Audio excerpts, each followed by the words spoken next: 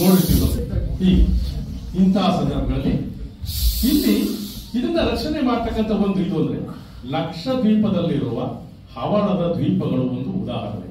ಇಲ್ಲಿ ಹವಳದ ದ್ವೀಪಗಳು ಹೇಗೆ ಸೃಷ್ಟಿಯಾಗ್ತವೆ? ಒಂದರ ಮೇಲೊಂದು ಬೆಳೆದುಕೊಂಡು ಹವಳಗಳ ದ್ವೀಪವು ಸೃಷ್ಟಿಯಾಗುತ್ತದೆ.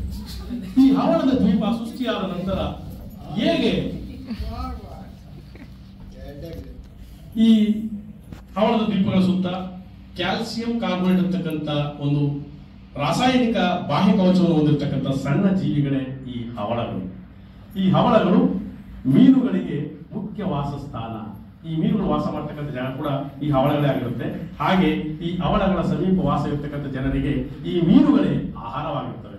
ಹಾಗಾಗಿ ಅಲ್ಲಿಯ ಜನರು ಮತ್ತು ಅಲ್ಲಿಯ ಸಮುದ್ರದಲ್ಲಿನ ಮೀನುಗಳು ಕೂಡ ಈ ಹವಳಗಳ ಅವಶ್ಯಕತೆ ಬಹಳ ಇರುತ್ತೆ. ಇದು ಸಮುದ್ರದ ನೀರನ್ನು ಅಂತರ್ಜಲದ ಜೊತೆ ಸೇರಿಕೊಳ್ಳದಂತೆ ನೋಡಿಕೊಳ್ಳುತ್ತದೆ. ಬಹಳ ಮುಖ್ಯವಾದಂಥ ವಿಷಯ. ಯಾಕಂದ್ರೆ ಸಮುದ್ರದಲ್ಲಿರ್ತಕ್ಕಂಥ ನೀರನ್ನು ಉಪ್ಪಾಗಿದ್ರು ಕೂಡ ಅಂತರ್ಜಲ ಕುಡಿಯುವ ನೀರಿನ ಜೊತೆಗೆ ಈ ಸಮುದ್ರದ ನೀರನ್ನ ಬೆರೆಯದಂತೆ ನೋಡಿಕೊಳ್ತಕ್ಕಂಥ ಅವಕಾಶ ಈ ಒಂದು ಹವಳದ ದ್ವೀಪಗಳಿಂದ ಸೃಷ್ಟಿಯಾಗ್ತಕ್ಕಂಥಾಗಿರುತ್ತೆ. ಹಾಗಾಗಿ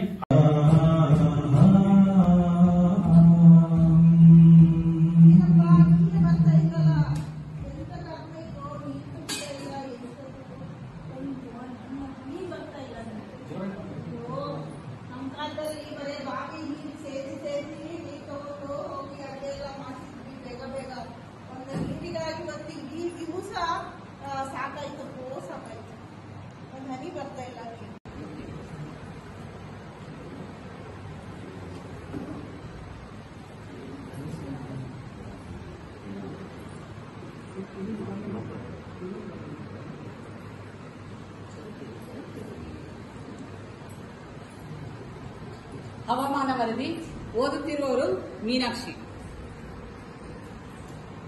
ವಾಚಕರು ನಿಮಗೂ ಗೊತ್ತು, ಈ ಜಾಗತಿಕ ತಾಪಮಾನ ತುಂಬಾ ಪರಿಣಾಮ ಬೀರ್ತಾ ಇದೆ ಅಂತ ವಿಜ್ಞಾನಿಗಳು ಯಾವಾಗಿಂದಲೂ ಹೇಳ್ತಿದ್ದಾರೆ.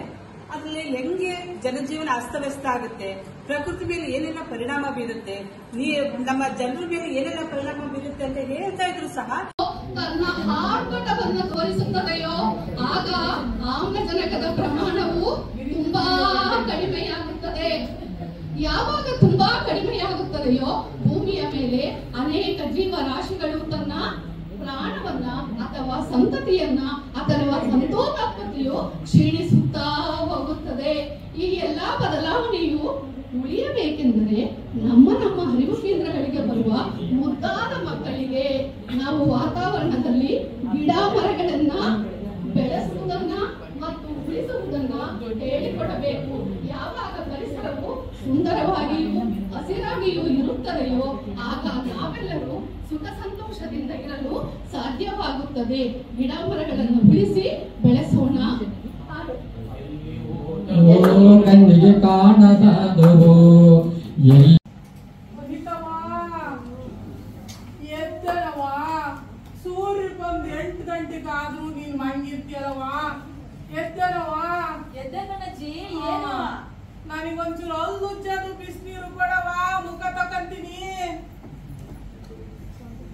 ಅಂಬರವಾ, ಈ ಕಾಲದಾಗ ಏನ್ ಬೆಳಗಿನ ಜಾವಕ್ಕೆ ಎದ್ದಳಂಗಿಲ್ಲ, ಕಸ ಮುಸ್ರೆ ಮಾಡಂಗಿಲ್ಲ, ಏನು ಇಲ್ಲ. ಅಜ್ಜಿ ಬಿಸಿನೀರು ಇಟ್ಲು ಇಕ್ಕಿದೀನಿ. ಇಕ್ಕಿದೀಯಲ್ಲವಾ? ಎಷ್ಟು?